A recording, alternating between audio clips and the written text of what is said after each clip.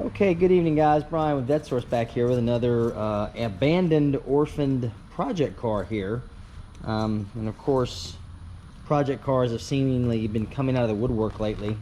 For some odd reason, they're all convertibles. Now, obviously this is not a Corvette, but it is still a two-seater, and it's actually kind of a cool car. These are not really my speed, but I do admire these. They're kind of a handsome look, and they're very well-built pieces of machinery.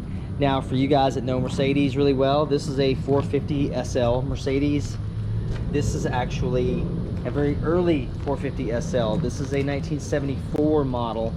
So this would be the second year production. I think this is the first year they were imported into the United States, I think. Okay, don't quote me on that, because again, I'm not a Mercedes expert. Now, this car was in the back of the warehouse with the Oldsmobile that I kind of gave you guys a teaser shot of the other day on my community tab, the Oldsmobile Tornado, which I really like a lot.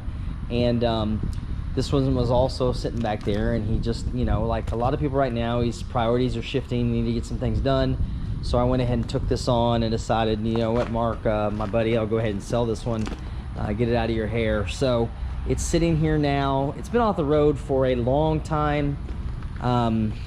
And what I find interesting about Mercedes is that, as well built as they are, they will suffer from corrosion issues. Now, this is a neat car in that it does not have really very many corrosion issues. In fact, it's actually quite nice. The frame rails look clean on this. Fuel is disconnected there. You can see there lots of things here, hard tops on it, soft tops underneath. But what's interesting is, again, I talk about, in the end of the business I'm in, a lot of cars fall between the cracks, and as I can't get the trunk open, and when they fall between the cracks, they get forgotten. So even nice cars like this. So this car was stored for many years, and I believe the owner passed away, and then the storage facility that kept it also served as, they also had a side of the business where they were in the auto recycling business. So rather than tear this up for parts, they were going to go ahead and process it for parts after she died, and they acquired it, you know, through the storage liens and the title paperwork and everything. They went ahead and offered it up for sale, and of course my buddy picked it up with the intentions of putting it back on the road. But again, like I said, life changes sometimes, and you just don't have the time for that. So now, the fact about this car, I talked about corrosion that these get. This one has a little bit of corrosion in these corners right here in the trunk, and I don't think this side is nearly as bad. It's just this one side of the trunk pan. This car came from the American Southwest. That's our rear latch lock. I put that there because it was sticking when I pulled it off the other day. So this car came out of New Mexico. So it really, you can see it burned the paint, but it really actually kept it in pretty good shape. There was not a lot of moisture in New Mexico. So everything on here looks really nice still.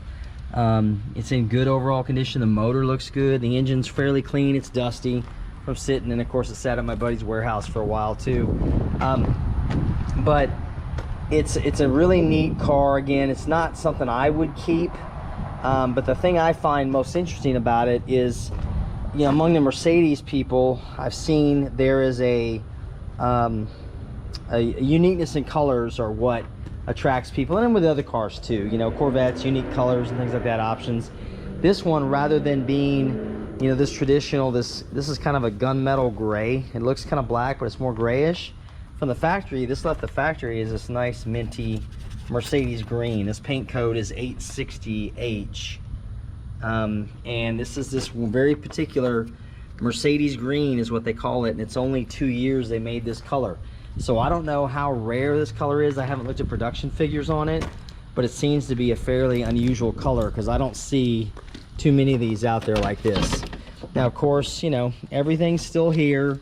The car's got about 109,000 miles on it, and it's really stout. I mean, now the one thing I know about Mercedes, and I've only heard this anecdotally, maybe somebody that might know for sure, but from what I understand, Mercedes was primarily into aircraft building pre-World War to and during the war, they built aircraft for Hitler, for the Nazis.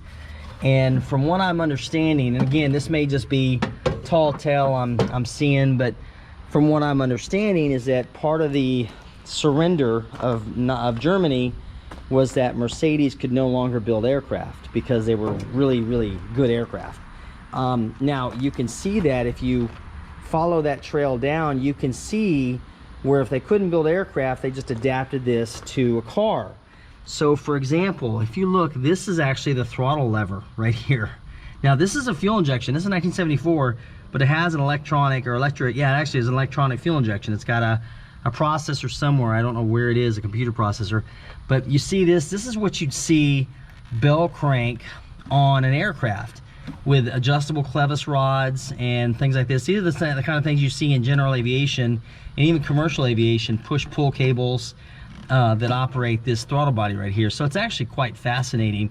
You can see this where it comes down from the firewall. And you know what though, that may, I take that back, that may come from the other. So you can see where they adapted the aviation technology to this. In fact, if you look over here, this is really interesting. I think this is your diagnostic port to that computer. I'm believing that's what that is, because this is straight up, guys, this is what's called a cannon plug.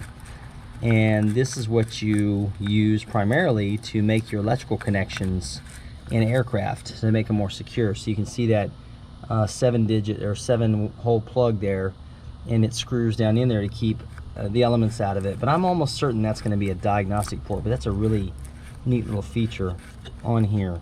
So you've got, you know, all these things here, distributor in the front, things like that. But it's a really neat little car, and I thought I'd bring it to you guys and show it to you.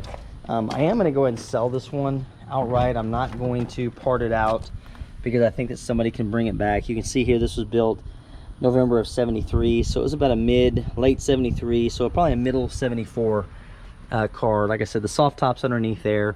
It's really neat. So you know, if you've got an interest, you guys know, if you're watching me long enough, you know my number. It's 832-654-7367. I will cut this one loose pretty cheap. I'm thinking around $3,500 will buy this car. I have no reason to believe it won't start back up again. I just haven't put the battery back in it yet to see what it does under power. So just thought I'd show it off a little bit. Like I said, it's really solid, well built. There's a reason why people pay a lot of money for these cars. So that's going to wrap things up today. I'll be back later this week with some more goodies that we'll be talking about. So I'll catch up with you guys then. We'll see you then.